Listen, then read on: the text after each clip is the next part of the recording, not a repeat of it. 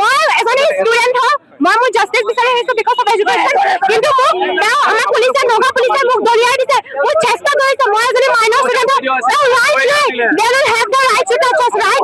আমাক জাষ্টিছ লাগিব, আমাক জাষ্টিছ লাগিব। চব তেওঁলোক চব বিকাব হয়, তেওঁ চব বিকি গ'ল। They are the international Indian government, they are the real rapist, they are the real rapist.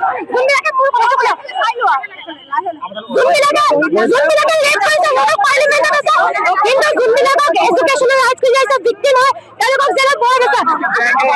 Mainly কথা হৈছে মেইনলি কথা হৈছে আমাৰ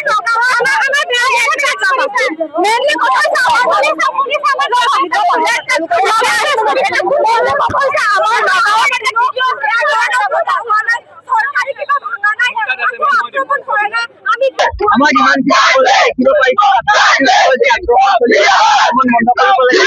পেপাৰ লিককে ধৰি সমস্যাসমূহ সমাধান লাগে।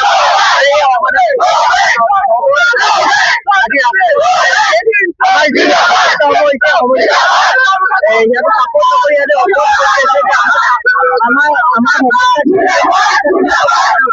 ইয়াতে অন্য অন্য কথা আমি দেখা পাইছো দিল্লী যন্ত্ৰ প্ৰতিবাদৰ ওপৰত আক্ৰমণ কৰা হৈছে। এই আক্ৰমণ বন্ধ কৰিব লাগে আৰু এই অতি শীঘ্ৰে যিসকল দুখী সাব্যস্ত হৈছে তেওঁলোকক উচিত শাস্তি দিব লাগে। আৰু যি লিকৰ পেপাৰ লিক হৈছে সেই লিকৰ পেপাৰত দিল্লী যন্ত্ৰ মন্ত্ৰৰ যি আন্দোলনকাৰীসকলক আক্ৰমণ কৰা হৈছে সেই আক্ৰমণ বন্ধ কৰিব লাগে। এনেদৰে অতি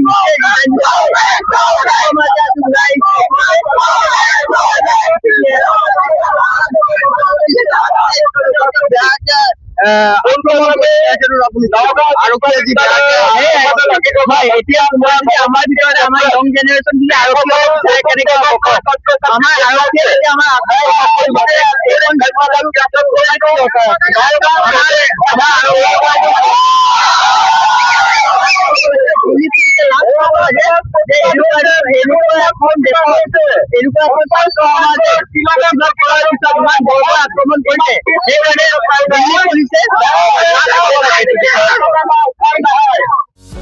যিকোনো খবৰৰ বাবে যোগাযোগ কৰক আমাৰ এই নম্বৰত 9181 307 221।